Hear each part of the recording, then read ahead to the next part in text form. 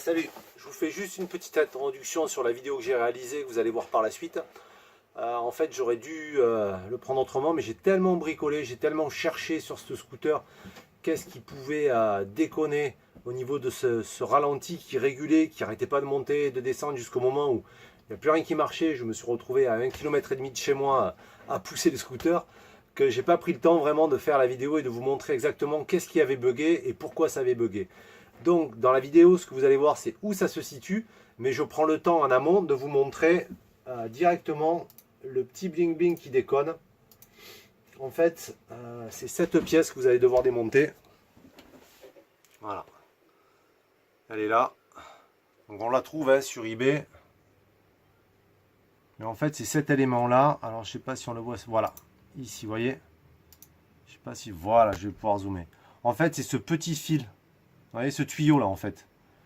C'est celui-là, il était cassé ici, il était sectionné. Donc moi j'ai acheté, j'avais un bout de tuyau souple, transparent qui me restait. Je l'ai installé et en fait ça a marché direct. Il a juste fallu que je ramorce correctement la pompe. Et là on a vraiment appuyé un moment sur le démarreur pour vraiment qu'il reparte. Parce qu'en fait la pompe s'était vraiment désamorcée. Donc il a fallu mettre une seconde batterie sur le démarreur, sur la batterie principale, pour éviter de la tuer. Mais je pense qu'il vaut mieux, comment dire, une fois qu'on a tout remonté, débrancher le tuyau du filtre à essence et essayer d'aspirer un petit peu pour au moins amorcer un petit peu au début la pompe jusqu'à ce que ça coule, quoi. Prendre quitte un petit un fond de bouteille et faire en sorte que l'essence arrive pour vraiment que le circuit se fasse et le rebrancher. Il faut savoir que ce circuit doit monter jusqu'à 3,5 bars. Quand on enclenche la clé, il ne faut jamais démarrer directement avec la clé. Il faut attendre que les aiguilles montent et redescendent pour que la pression dans le circuit d'essence soit à son maximum pour pouvoir démarrer. Autre chose importante, si ce petit tuyau s'est niqué, c'est vraiment le terme parce qu'il était bouffé et bousillé, et je regardais mes autres tuyaux aussi sont pas mal bouffés, c'est que de temps à autre, je fais pas gaffe, mais sur la pompe, il y a du samplon 95 E10. Le E10 contient de l'éthanol. Et en fait, l'éthanol, c'est pas très bon pour ces scooters-là, parce qu'en fait, ça bouffe tous les joints plastiques et toutes les tuyauteries dans le carburateur. Donc en fait, je me suis vite rendu compte que toute la connectique d'alimentation, en fait, elle est bouffée. Donc je vais être obligé de la changer et de repartir sur du neuf, de rechanger tout l'ensemble du neuf et certaines parties aussi du carburateur qui commencent à être craquelées. Donc samplon 98, changez ce petit tuyau, prévoyez quelques petits circlips en amont, parce qu'en fait, comme il est sous pression aussi, le fait d'emboîter simplement le tuyau, ça ne fonctionne pas. Donc voilà, c'est tout ce que j'avais à dire. Regardez la vidéo et puis j'espère que ce petit souci que j'ai rencontré moi et qui m'a vraiment pris la tête, j'étais à deux doigts de racheter un scooter tellement j'en avais marre de bidouiller sur celui-ci, parce qu'il y a 6 mois, j'ai refait toute la segmentation et le joint de culasse parce qu'il avait pété et il a que 17 000 km. Mais sinon, c'est un super scooter.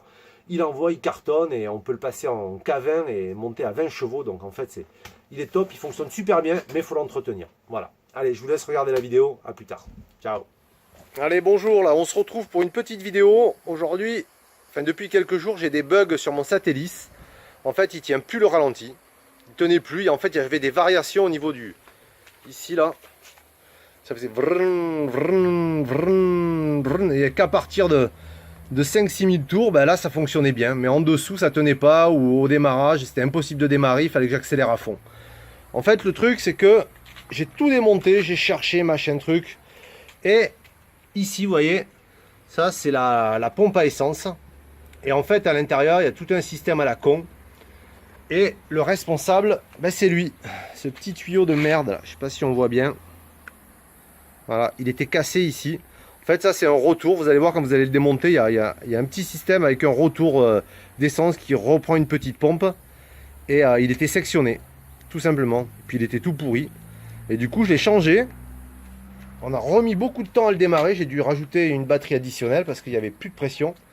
Et là maintenant, ben, il démarre nickel. Vous allez voir, donc il me faut les deux mains là. 2 secondes.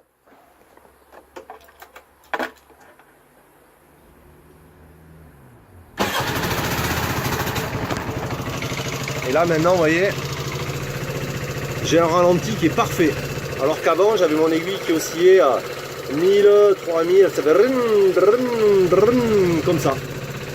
Et il a combien au compteur là? Voilà, 17 000 km et ce petit tuyau il est mort. Et là aussi, vous voyez, tous ces flexibles là, il va falloir que je les change parce qu'ils sont secs, ils sont craquelés.